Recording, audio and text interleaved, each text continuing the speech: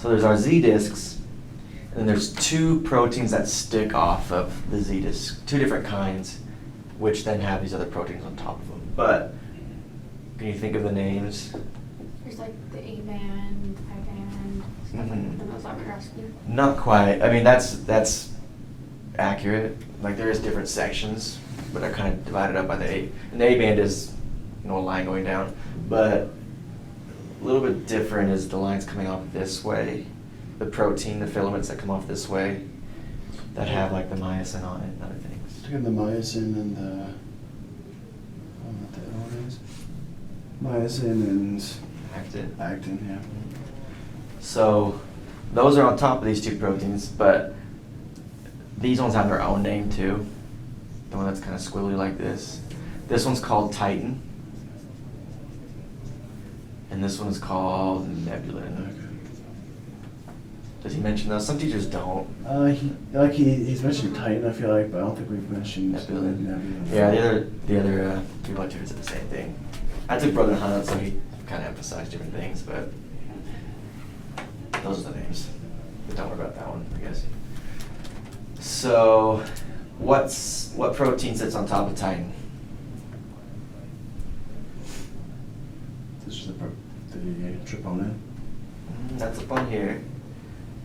Only one protein that sits on top of the Titan. Got the little heads. Myosin? Myosin, yeah.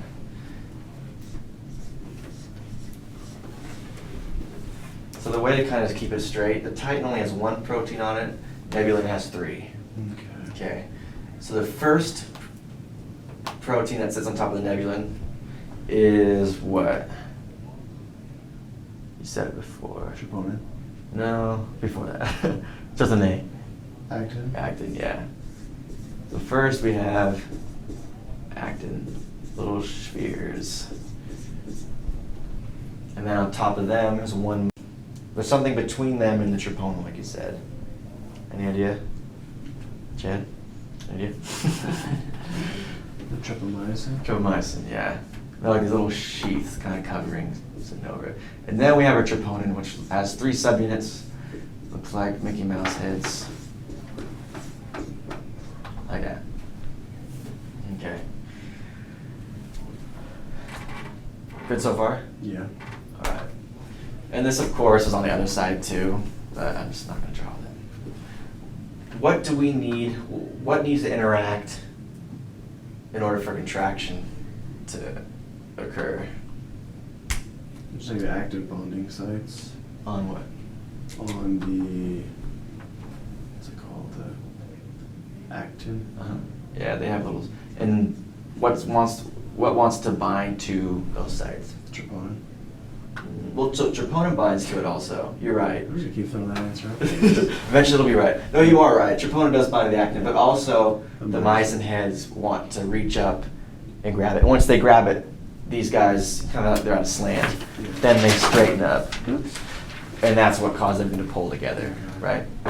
So, what needs to happen in order for these guys to be able to reach the actin? Is the Titan stretching at all? No.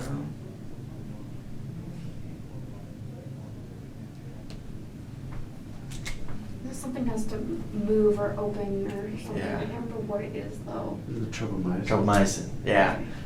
You can see how, I kind of drew it, but they're covering it a little bit, so these guys can't reach it. Any idea what needs to happen in order for them to be pulled off? That's what I'm wondering, because I think it's just got to rotate, and then that's when it exposes them. Exposes it. And what does that? Calcium. Calcium, yeah. So calcium comes in, but what does the calcium bind to? The tropomyosin. No. Troponin. Troponin, yeah, there's your answer. You should have said it then. Yeah. So, let me zoom in on the troponin really quick. So it's got 3 subunits. One of them loves actin, one of them loves the tropomyosin, but one of them is attracted to the calcium. Okay? So when the calcium binds to this subunit of the troponin, it causes the troponin to change structure, and it kind of like pulls everything towards it. And when it does that, it pulls the tropomyosin closer to it, and it exposes the actin binding sites. So now these guys can reach up there and attach. Okay. And once they do, they contract like this, and then when the calcium leaves, then the covering the tropomyosin comes back into place, and the heads break away, and then your muscles relax. Okay.